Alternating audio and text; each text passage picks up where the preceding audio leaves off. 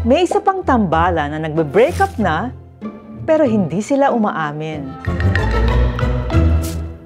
Hello, ako si Marites Vitug, Editor-at-Large ng Rappler. And this is... Hindi ito Marites. Hindi ito chismis. This is a series where I share with you trivia from my interviews, my newsletter Sui Generis, and verified info in general. In other words, hindi Marites. This year, makikita natin na mag-drift apart politically sina President Bongbong Marcos at VP Sara Duterte. Sa totoo lang, marami silang magkakatulad. Let us count the ways. Una, anak sila ng mga strongmen, mga leader na nag-preside over violent campaigns. Si Marcos, yung communist insurgency, kung saan maraming na-torture, nawala at na-detain. Drug war naman yung kay Duterte.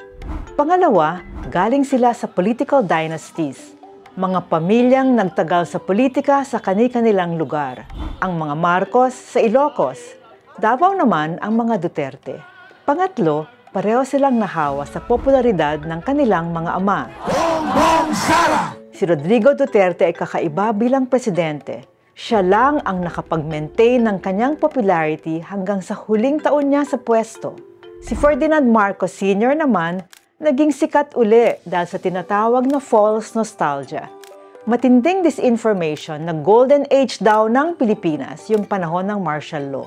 Pang-apat, produkto sina Bongbong at Sara ng lumang politika, yung pinapaandar ng pera at ng makinarya ng mga political dynasties.